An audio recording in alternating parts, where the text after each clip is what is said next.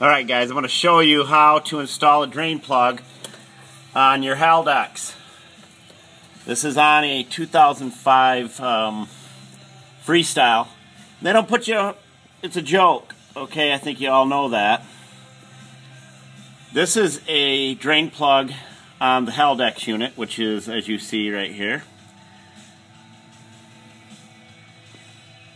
And you have to be precisioned about this, not. All you got to do is make sure you're on this lower part of the Haldex oil container area. This is where the oil's held. And as you can see, all the filter and the pump are all removed, being replaced because people cannot change their fluid. All you need is an 1/8 inch drill bit. Okay, as you see, the 1/8 inch drill bit.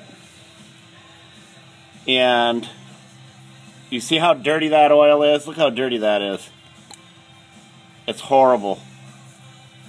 I know it's not much in focus. It's a little hard being a one-man band camera guy here. You just drill a hole right there. Very slowly, with a nice sharp drill bit. Okay. And you can do this on the rear end here as well. Right there. Okay, 1/8 inch. Now, let's go clear up here to the front. And as you see, changing fluids is very important in a vehicle. And of course, they tell you it's lifetime. That's another joke. Stick with me here. Let's get a dark area. Lighten it up. There we go. Alright, now, there's the pan, the oil pan for the transmission. Special Ford oil. This whole pot is full. It looks like a 4 or 5 quart pan that's full. I don't know if you can see it. Okay. Now, this is the rear end for, this is the front transfer case, roughly, the gears. And the drain plug, let me see if I can get it up here and have you see it.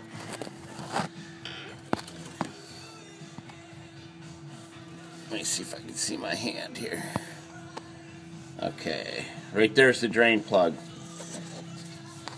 Okay, let me do a little.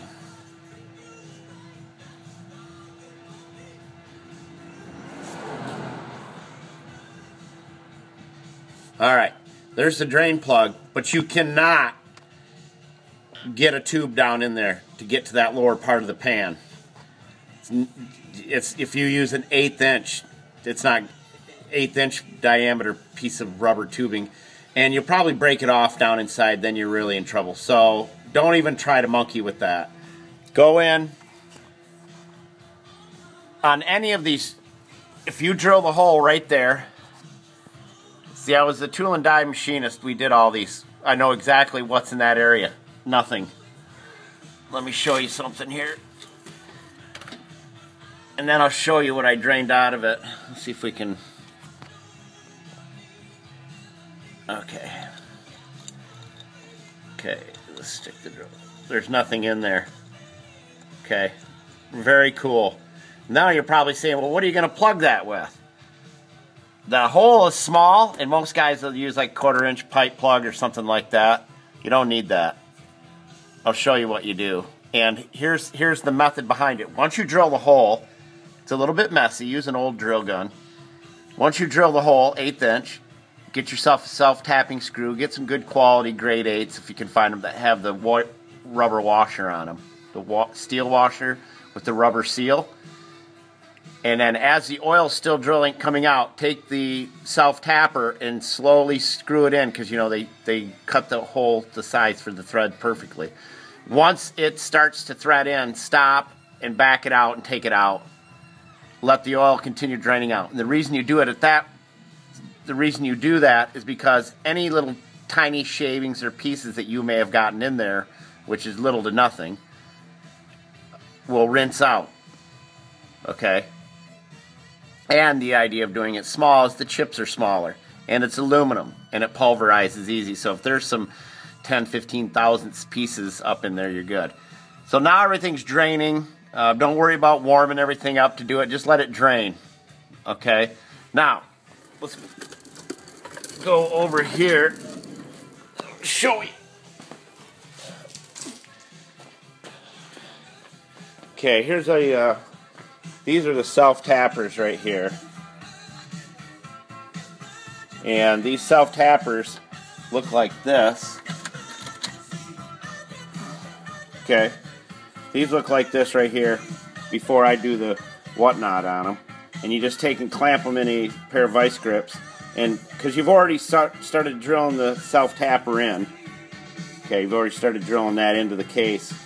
And like I said, once it grabs, stop, back it out. Now take it to your grinder right here, clamp it with a pair of vice grips, and grind that down so the cutter part's gone. It doesn't need to be there.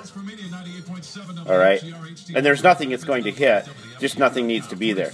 And these seals, believe it or not, will seal rock. They'll seal right up tight. If you're concerned about it dripping one drip every 10 years, you can put a little silicone glue on there.